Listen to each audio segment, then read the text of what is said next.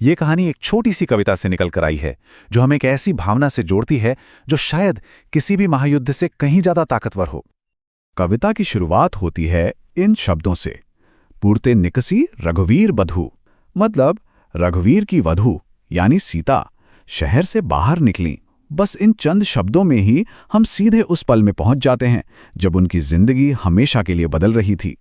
ये सिर्फ एक सफर की शुरुआत नहीं थी, ये तो एक पूरी दुनिया को पीछे छोड़ देने जैसा था। तो हमारी कहानी का पहला पड़ाव है महल से मार्ग तक। जरा सोचकर देखिए, अयोध्या के वो राजमहल, वो सारी सुख सुविधाएं, उन सबको पीछे छोड़कर सीता जी जंगल के एक अनजान कठोर रास्ते पर अपना पहला कदम रख रही हैं। एक ऐसा सफर जिसकी उन्होंने कभी कल्पना भी नहीं की होगी। कविता में कहा गया है, धरी धीर दये मर्ग में डग द्वय। मतलब उन्होंने बड़ी हिम्मत जुटाकर बड़े धीरज के साथ रास्ते पर सिर्फ 2 कदम रखे। जरा सोचिए, उन 2 कदमों में कितना कुछ छिपा होगा। वो राजकुमारी जिसने शायद कभी नंगे पैर धरती को छुआ भी ना हो, आज उसी कांटों भरी जमीन पर एक अनजाने भविष्य की ओर चल पड़ी है। और देखिए, इस मुश्किल सफर का असर दिखने में ज्यादा वक्त नहीं लगता। कभी यहां हमें कोई चमत्कार या कोई बड़ी घटना नहीं दिखाते, बल्कि उन छोटी छोटी चीजों पर हमारा ध्यान खींचते हैं जो सीता जी के संघर्ष को बयां करती हैं, वो भी यात्रा शुरू होने के बस कुछ ही पलों के अंदर।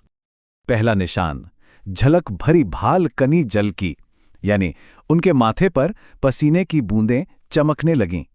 ये कितनी सीधी साधी लेकिन कितनी असरदार तस्वीर है। यह हमें बताती है कि महलों के आरामदायक जिंदगी और जंगल की कठोर हकीकत के बीच का फासला कितना अचानक था। और फिर फौरन ही दूसरा संकेत मिलता है, पुट सूखी गए मधुराधर वय। उनके वो मधुर होंठ अब थकान से सूख चुके हैं। बस कुछ ही कदमों में उनकी कोमलता और उनके शरीर की सीमा दोनों ही सामने आ जाती हैं। ये कोई शिकायत नहीं है, ये तो बस एक खामोश हकीकत है। अब कहानी में एक भावनात्मक मोड़ आता है, और ये मोड़ किसी शिकायत या रोने धोने से नहीं, बल्कि सीता जी के एक बहुत ही सीधे थके हुए सवाल से आता है। एक ऐसा सवाल जो उनकी शारीरिक और मानसिक दोनों हालतों को एक साथ सामने रख देता है। वो पूछती हैं, चलनो अब केतिक पर्णकुटी करियहो केत है। इसका मतलब है, अभी और कितना चलना बाकी है, आप हमारी पत्तों की झोपड़ी कहाँ बनाएंगे। इस सवाल में जो मासूमियत है, जो थकान है, वो दिल को छू जाती है। वो बस आराम करना चाहती हैं, एक ठिकाना चाहती हैं, भले ही वो पत्तों का ही क्यों ना बना हो। तो अब कहानी का फोकस राम की ओर जाता है। वो सीता के सवाल के पीछे की उस खामोश विनती को समझ जाते हैं, और उनका जवाब शब्दों से नहीं आता, बल्कि एक गहरी खामोश भावना से आता है। राम तो अंतर्यामी हैं, वो अपनी पत्नी के कहे और अनकहे हर दर्द को महसूस कर लेते हैं।